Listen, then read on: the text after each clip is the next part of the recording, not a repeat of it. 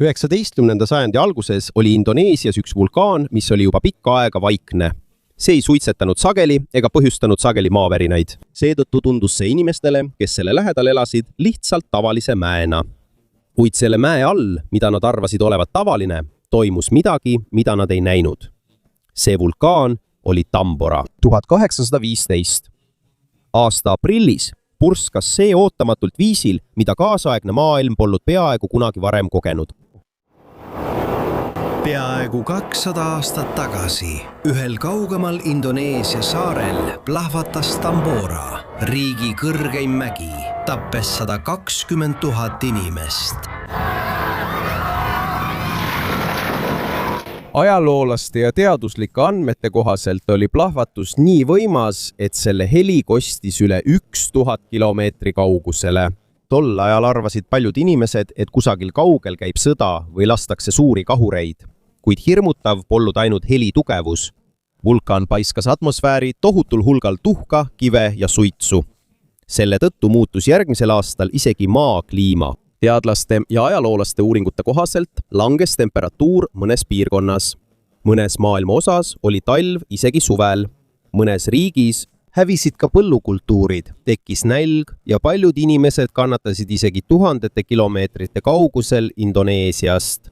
Seetõttu peetakse Tambora vulkaanipurset siiani üheks kõige laastavamaks vulkaanipurskeks kirjutatud ajaloos. Aga enne kui me arutelu alustame, palun pane videole meeldimine ja telli ka meie kanal. See on meile sisuloojatele väga suureks abiks. Nii et alustame siis. Tambora mägi asub Sumbawa saarel Indoneesias. See on osa niinimetatud Vaikse ookeani pulevööst. See on väga suur ala Vaikse ookeani ümbruses, kus asub palju aktiivseid vulkaane ja kus esineb sageli maavärinaid. Põhjus, miks siin on palju vulkaane, on lihtne. Maa all on suured kiviplaadid, mida nimetatakse laamadeks ehk tektoonilisteks plaatideks. Need liiguvad aeglaselt. Indoneesia piirkonnas suruvad mõned neist plaatidest üksteist ja põrkuvad omavahel. Seetõttu, kui üks plaat surub end teise alla, sulab osa sellest ära maa sisemuses oleva suure kuumuse tõttu. Kui kivi sulab, muutub see magmaks. Aja jooksul koguneb magma vulkaani alla. Ja mida rohkem seda koguneb, seda suuremaks muutub rõhk sees. See on nagu survepott, mis aina kuumeneb. Kui mägi ei suuda enam liigset rõhku taluda, siis toimubki purse. Ja just see juhtuski Tamboraga. Enne 1815 aasta purse oli vulkaan pikka aega vaikne. Võimalik, et 100 aastaid polnud seal suurt aktiivsust, mistõttu paljud inimesed ei kartnud seda enam. Süsinikdateerimise uuringute põhjal on hinnatud, et mägi on eksisteerinud üle 50 000 aasta. Sel ajal oli see üks kõrgeimaid mägesid piirkonnas. Selle kõrgus ulatus enne suurt vulkaanipurset umbes 4300 meetrini, kuid mäe all oli suur magmakamber, mis täitus aeglaselt. Mida rohkem magmat sinna kogunes, seda kõrgemaks muutus maa sees kuumus ja rõhk. Teaduslike hinnangute kohaselt võib vulkaani all temperatuur ületada 800 kraadi Celsiuse järgi. Ja kuna Tambora magmakamber asub võrreldes teiste vulkaanidega pinnale lähemal, koguneb rõhk sinna kiiremini. Et seda lihtsamini mõista, kujuta ette pudelit karastusjooki, mida on kaua raputatud enne avamist. Surve koguneb selle sees, aga kui sa selle pudeli järsku avad, näed tugevat purskamist. Sama juhtus ka Tamboraga, kuid miljoneid kordi võimsamalt. 1800. alguses oli Sumbawa saarel kuningriike ja väikseid sultanaate. Üks neist oli Tambora kuningriik, mis asus otse vulkaani ümbruses. Tuhanded inimesed elasid seal tol ajal. See koht oli tuntud põllumajanduse, kaubanduse ja loodusvarade poolest. Vulkaanide lähedal on ju maa viljakas. Seetõttu, kuigi see oli ohtlik, elas siin ikkagi palju inimesi, sest vulkaaniline pinnas sobib hästi põllumajanduseks. Aga samal ajal, kui inimeste elu Tambora ümbruses oli tavaline, muutus olukord mäe all järjest hullemaks. Nad ei teadnud, et neid ootab ees tohutu katastroof ja 1815 aasta aprilliks purskas lõpuks üks võimsamaid vulkaane, mida inimkond on kunagi näinud. Enne kui Tambora mägi täielikult purskas, ei juhtunud see ühe päevaga. Enne seda olid hoiatused. 1812. Aastal hakkas vulkaan pärast väga pikka vaikust ärkama. Oli nõrku maavärinaid, suitsu ja auru tuli selle kraatrist välja. Ja aeg-ajalt tõusid mäetipust tumedad pilved. Aga tol ajal polnud veel kaasaegseid seadmeid, mida teadlased tänapäeval kasutavad. Polnud veel sensoreid, mis suudaksid magma liikumist jälgida. Polnud veel hoiatussüsteemi, mis ütleks, millal on vaja lahkuda. Seetõttu võisid Tambora ümbruses elavad inimesed võtta suitsu ja värinaid lihtsalt oma igapäevaelu osana. Midagi sellist juhtuski. Aastaid oli mägi pealtnäha vaikne, kuid selle all kogunesid pidevalt kuumus, gaasid ja sulakivi. Kui rõhk ei pääse välja, muutub see järjest tugevamaks. Kujuta ette poti kaanega. Kui vesi sees keeb, tõuseb aur. Kui aur ei pääse välja, suureneb surve kaanele. Kui see enam vastu ei pea, plahvatab see järsult ülespoole. Just nii juhtuski Tamboraga. Teaduslike andmete kohaselt algas Tambora suur purse 5. aprillil 1815. Selle esimeses osas toimusid maavärinad ja vulkaanilise materjali pursked. Kuid veel võimsam purse saabus mõne päeva pärast, 10. aprilli 1815. aasta ööl. Enne seda oli vulkaani sees magma liikumisteel takistus. See vana magma oli muutunud paksuks ja kõvaks. Aja jooksul toimis see nagu gaas, mis blokeeris mäe all oleva kraatri suu. Selle tõttu ei pääsenud rõhk lihtsalt välja. Mida kauem see kestis, seda rohkem kogunes gaasi ja magmat sisse. Temperatuur tõusis ja surve muutus järjest tugevamaks. Ja kui vulkaan enam vastu ei pidanud, andis tõke järsku järele. Siis algas tõeline oht. Magma ja vulkaani gaasid tõusid mäe alt ülitugevalt üles. See polnud lihtsalt tavaline suits. See oli järsk ülikuuma tuha, kivide ja rõhupurse maa seest. Nii et kui Tambora purskas, ei olnud see lihtsalt tavaline heli, mida kuuldi. Õigem oleks pidada seda lööklaineks. Tavaline heli, isegi kui see on vali, on nagu õhulainetus, mis möödub. Aga lööklaine on palju jõulisem. See on nagu järsk õhulöök. Kui see möödub, lükkab ja segab see kiiresti ümbrust. Et seda lihtsamini mõista, kujuta ette vett ämbris. Kui sa puhud vee pinda, tekib ainult väike laine. Aga kui viskad sinna suure kivi, pritsib vesi järsku igas suunas laiali. Selline ongi tavalise heli ja lööklaine erinevus. Tambora puhul oli plahvatus nii võimas, et vulkaanist lähtuv rõhk levis õhus väga kaugele. Ajalooliste allikate põhjal, mida uurijad kasutavad, oli plahvatust kuulda kaugetes piirkondades ja mõned inimesed arvasid, et see oli kahuripauk või sõda. Aga veel hirmutavam on see, et see esimene tugev plahvatus polnudki veel kõige võimsam. See oli alles hoiatus. Mäe all oli veelgi suurem jõud valmis ja samal ajal, kui magmatee jätkuvalt avaneb, on lähenemas suurim plahvatus, mis muudab mitte ainult Sumbavat, vaid kogu maailma kliimat.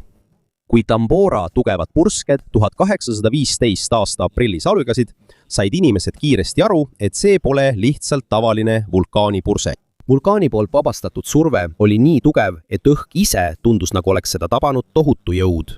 Vulkaanide uuringute kohaselt oli Tambora lööplaine üks ajaloo tugevaimaid atmosfääri plahvatusi. Lihtsas seletuses ei olnud plahvatus lihtsalt vali.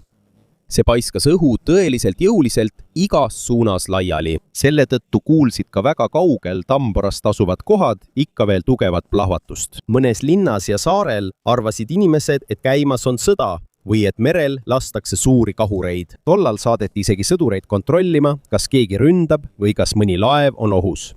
Sest nad arvasid, et see oli lahinguheli. Aga aja möödudes sai järjest selgemaks, et see ei olnud sõda. Tegemist oli hoopis tohutu suure vulkaanipurskega. Üllatav oli see, et Tambora ei plahvatanud vaid korra. See purskas väga tugevalt mitu päeva järjest. Iga uus purse tõi endaga kaasa uue surve maa seest. Nii see mäe sees juhtuski. Isegi pärast seda, kui magmatee oli esimese purskega avatud, jäi maa alla endiselt väga palju magmat ja vulkaanilisi gaase. Uus magma tõuseb jätkuvalt maa sügavamast osast üles. Seetõttu tundub, et vulkaanil ei saa jõud kunagi otsa. Kui uus magma ja gaasid sisenevad, toimub ka uusi porseid ja iga purskega paisatakse üles veelgi rohkem tuhka ja kive. Ajalooliste allikate kohaselt on olnud piirkondi, mis asuvad üle 1000 kilomeetri kaugusel, kuid erosioonimüra on endiselt kuulda. On isegi teateid, et nõrgad helid võivad ulatuda kuni Kagu-Aasia kaugematesse piirkondadesse. See näitab lihtsalt, kui suur oli energia, mille Tambora valla päästis. Kuid samal ajal, kui inimesed olid hõivatud vulkaani plahvatuste ja mürina kuulamisega, oli tuha näol ees ootamas veelgi tõsisem probleem. Pärast esimesi tugevaid purseid hakkas õhku levima tohutul hulgal vulkaanilist tuhka. See ei olnud lihtsalt tavaline tolm. Vulkaaniline tuhk koosneb väikestest kivikildudest, klaasist ja mineraalidest, mis on väga peened. Kui seda sisse hingata, on see ohtlik nii inimestele kui ka loomadele. See võib hävitada põllukultuure, saastada vett ja põhjustada tõsiseid hingamisraskusi. Järgmisel päeval pärast esimest suurt plahvatust hakkas tuhk langema piirkondadesse, mis asusid Tamborast kaugel. Taevas kattus järk-järgult halli suitsuga. Mõnes piirkonnas Indoneesias oli isegi keskpäeval ümbrus nagu öö, sest atmosfääris oli nii palju tuhka. Ajalooliste andmete kohaselt ei olnud mõnes kohas päikest peaaegu üldse näha. Varem hele taevas muutus pimedaks ja kollakas halliks uduks. Selle kõige toimumise ajal jätkus kauguses vulkaani mürin. See oli nagu lakkamatu kõu, mis kostis maalt. Majades, tänavatel ja põldudel kogunes aeglaselt paks tuhakord. Alguses arvasid mõned inimesed, et tuhasajul võib olla mingi eriline või raviv toime, kuid aja möödudes sai selgeks, et tegemist on tohutu katastroofiga. Iga päevaga muutus tuhakord paksemaks. Ümbrus muutus aina pimedamaks. Ja kui tuul kandis vulkaanilist tuhka läände, said saared nagu Java ja Bali veelgi rängemalt kannatada. Vaid mõne päevaga hakkas kogu Tambora ümbruse keskkond muutuma. Ja see polnud veel purse kõige hullem osa. 1815. Aasta 10. aprilliks nägi Tambora ümbrus välja peaaegu nagu põrgu. Lähedal asuvatel saartel kattis maad paks tuhakord. Mõnes kohas ei olnud tuhka peaaegu nähagi. Isegi keskpäeval asendus kunagine tavaline elu, pimeduse, suitsu ja lakkamatu vulkaanimürinaga. Aga isegi kui olukord oli juba nii hull, polnud see veel purse kõige ohtlikum osa. Selle päeva õhtul jõudis Tambora teadlaste sõnul niinimetatud Plinia staadiumisse. See on vulkaanipurske kõige vägivaldsem ja laastavam osa. Siin toimuvad järjestikused ja väga tugevad plahvatused, mis suudavad paisata tohutul hulgal tuhka, kive ja gaase väga kõrgele atmosfääri. Et seda lihtsamini mõista, kujuta ette survekeedupotti, mis ei plahvata lihtsalt niisama. Nagu miljonid tonnid kuuma kivi ja gaasi oleksid äkitselt kogu mäe poolt ülespoole paisatud. Õhtupoole hakkas Tambora välja paiskama tohutuid purske sambaid. Uuringute kohaselt ulatusid need peaaegu 40 kilomeetri kõrgusele atmosfääri. See on väga kõrge, see on isegi kõrgem kui enamik tänapäeva lennukite tavaline lennukkõrgus. Kui paks tuhapilv tõusis kõrgemale, hakkasid taevast alla sadama kuumad vulkaanilised kivid ja pimskivi. Pimskivi on kerge, kuid kõva vulkaaniline kivim, mis tekib siis, kui magma jahtub kiiresti ning on täis gaasi. Mõnes kohas olid taevast langevad kivid väidetavalt inimese rusika suurused. Öö süvenedes muutus purse veel jõhkraks. Ajalooliste pealtnägijate kirjelduste järgi näis kogu mägi leegitsevat. Selle tipp paiskas tuld, tuhka ja tumedat suitsu eri suundadesse. Lihtsate sõnadega öeldes tundus nagu maa ise plahvataks. Pärast seda hakkas Tambora ümbruse küladesse langema väga paks kiht vulkaanilist tuhka. Järk-järgult mattusid majad, puud, põllud ja teed. Kuid veelgi hirmutavam oli see, mis järgnes. Püroklastiline voog. See on üks vulkaanipurske kõige surmavamaid osi. Püroklastiline voog on ülikiire laviin, mis koosneb ülikuumast tuhast, kividest ja mürgistest gaasidest, mis liigub vulkaanist allamäge. See ei ole tavaline suits. See on nagu hiiglaslik tule- ja tuhapilv, mis liigub kiiresti mööda mäge alla. See on nii kuum ja liigub nii kiiresti, et kui oled vulkaanile lähedal, on sellest peaaegu võimatu pääseda. Teaduslike hinnangute kohaselt võib püroklastilise voo temperatuur ulatuda kuni 100 kraadid Celsiuse järgi. See on nii kuum, et suudab hetkega põletada peaaegu kõik, mis talle ette jääb. Ja tol ööl varises kokku Tambora tohutu purskesammas. See juhtus seetõttu, et õhus oli liiga palju tuhka ja rususid, mis muutusid liiga raskeks ning kukkusid tagasi maapinnale. Sealt algasidki suured püroklastilised vood. Järgmisena voolasid tulikuum tuhk ja gaasid mäest alla. Need neelasid endasse Tambora ümbruse külad ja kuningriigid. kunagine õitsev Tambora kuningriik pühiti peaaegu täielikult maa pealt minema. Aastate pärast läbi viidud arheoloogiliste kaevamiste põhjal leiti maju, mis olid mattunud paksu vulkaanilise setekihi alla. Mõned inimluustikud leiti samuti veel majade seest. See näitab, kui kiiresti tragöödia aset leidis. Paljudel inimestel ei olnud tõenäoliselt võimalust põgeneda. Aduma ei läinud ainult hooned. Koos sellega kadus ka suur osa seal elanud inimeste kultuurist ja ajaloost. Ajaloolaste sõnul oli neil oma keel, mis erines naaberpiirkondade keeltest. Kuid pärast vulkaanipurset kadus see peaaegu täielikult koos nende kogukonnaga. Ja samal ajal, kui püroklastilised vood hävitasid Tambora ümbrust, jätkus vulkaani lakkamatu pursega öösel. Kogu saar muutus järk-järgult tohutuks katastroofipiirkonnaks. Kui püroklastilised vood jätkasid Tambora ümbruse hävitamist, hakkas tunda andma veel üks ohtlik mõju. Kui ülikuuma tuha, kivide ja vulkaanilise rusuga vool jõudis rannikule, kukkus suur osa sellest vette, põhjustades tsunami. See polnud küll ajaloo suurimate tsunamidega võrreldav, kuid oli piisavalt tugev, et tekitada paanikat ja täiendavat hävingut lähedal asuvatel rannikualadel. Mõnes mereäärses kohas tõusis vesi ootamatult ja taandus kiiresti mõne minuti pärast.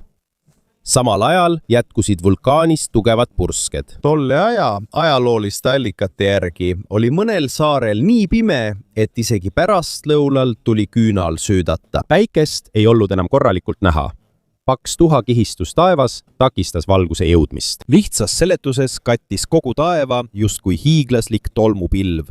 Ja mida aeg edasi, seda paksemaks muutus tuhasadu. Järk-järgult mattusid puud, majad, põllud ja jõed. Kunagine roheline ümbrus muutus tolmukarva.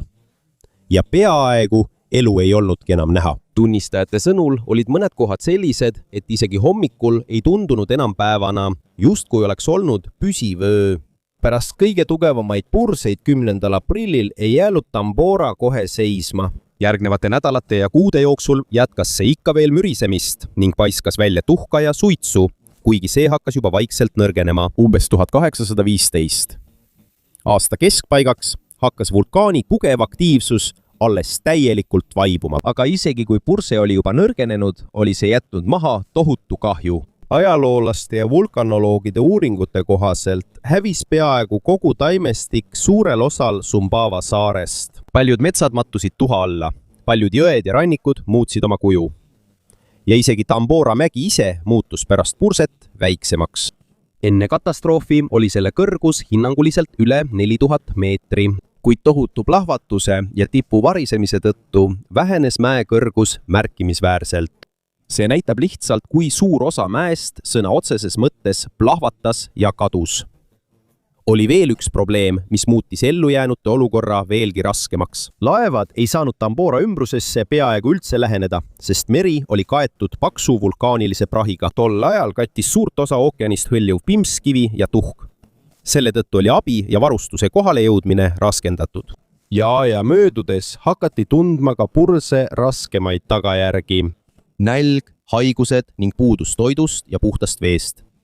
Paljud põllukultuurid hävisid paksu tuhakihi tõttu, paljud loomad surid ja mõnes kohas ei saanud inimesed peaaegu üldse saaki. Ajaloolaste hinnangul suri kohe tuhandeid inimesi vulkaanipurske, püroklastiliste voogude ja tuhasaju tõttu. Kuid veelgi rohkem inimesi suri järgmistel kuudel nälja, haiguste ja piirkonna tavapärase elu kokkuvarisemise tõttu. Ja kokkuvõttes mõjutas või tappis Tambora purse ja sellele järgnenud kliimakatastroof hinnanguliselt üle 100 000 inimese.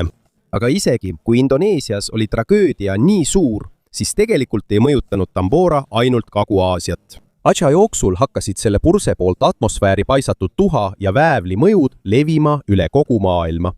Ja järgmistel kuudel hakkab maa kogema kummalist perioodi, mida hakatakse kutsuma suvetuks aastaks. Kaasaegsel ajal kasutavad teadlased skaalat, mida nimetatakse vulkaanilise plahvatuslikkuse indeksiks ehk veiks, et mõõta, kui suur on mingi purse. Mida kõrgem on number, seda võimsam ja ohtlikum on purse.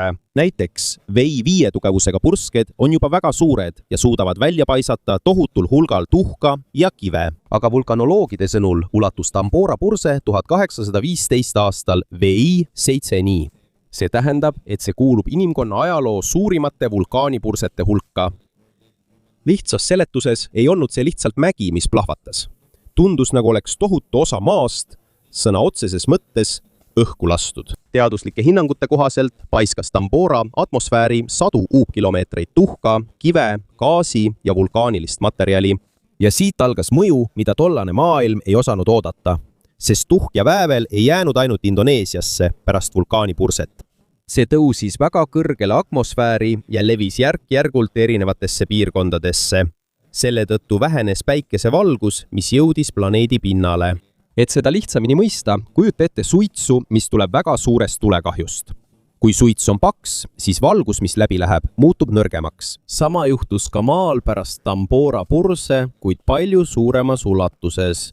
Järgmisel aastal happasid erinevad riigid kogema kummalisi kliimamuutusi.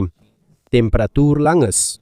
Ilm läks veel külmemaks ja mõnes kohas tuli isegi lund ja härmatist, kuigi oleks pidanud olema suvi. Ameerika Ühendriikides, Euroopas ja mõnes Aasia piirkonnas hävis palju põllukultuure liigse külma ja muutliku ilma tõttu. Mõnes kohas kogeti härmatist isegi suvekuudel. Mõned põllud ei kandnud enam vilja. Mõnedel põllumeestel jäi saak saamata. Ja selle tõttu algas tõsine toidupuudus. Ajalooliste andmete kohaselt tekkis nälg, toiduainete hinnad tõusid ja haiguste arv kasvas erinevates riikides. Tol ajal ei teadnud enamik inimesi veel, et kõik see oli seotud ühe Indoneesia vulkaaniga. Tollal ei mõistetud veel täielikult, kuidas suured vulkaanipursked mõjutavad kogu maailma kliimat. Aga nüüd on teadlastele selge, et väävel ja vulkaanilised osakesed Tamborast olid üheks peamiseks põhjuseks 1816 aasta erakordsele kliimakatastroofile. Ja samal ajal, kui paljud riigid kannatasid külma ilma ja ikalduse tõttu, jättis vulkaanipurse jäljega kultuuri ja ajalukku. Nii see oli. Ajaloolaste sõnul mõjutasid selle aja sündmused kunstnikke ja kirjanikke. Tambora purse järgnenud ebatavaline sünge ilm sai inspiratsiooniks mitmele kuulsale 19. sajandi õudusloole. Sealhulgas Mary Shelley Frankensteinile. Hiinas mõjutas tugev külm ja toidupuudus samuti paljude inimeste elu ning see kajastus ka tolle aja traditsioonilistes kirjutistes ja luuletustes. Kuid hoolimata kõigist neist kultuurilistest mõjudest oli kõige raskem siiski tohutu inimelude kaotus. Ohvriteks ei olnud ainult need, kes hukkusid otse purske tagajärjel. Paljud hukkusid ka nälja, haiguste ja kliimakatastroofi tõttu, mis järgnesid pärast vulkaanipurset. Ja siiani peavad teadlased ja ajaloolased Tambora vulkaanipurset üheks kõige ohtlikumaks looduskatastroofiks kaasaegses inimkonna ajaloos. See ei hävitanud ainult üht saart, vaid muutis kogu planeedi kliimat, muutis miljonite inimeste elu ja näitas, kui väike ja nõrk on inimene, kui tõeline looduse jõud liikuma hakkab. Rohkem kui 200 aastat pärast Tambora vulkaanipurset ei ole ükski teine vulkaanipurse jõudnud selle ulatuseni. Ja see on põhjus, miks teadlased üle kogu maailma uurivad seda siiani. Sest Tambora tuletab meile meelde, et isegi kui mägi on olnud vaikne 100 aastaid, ei tähenda see, et selle all poleks enam peidus ohtu.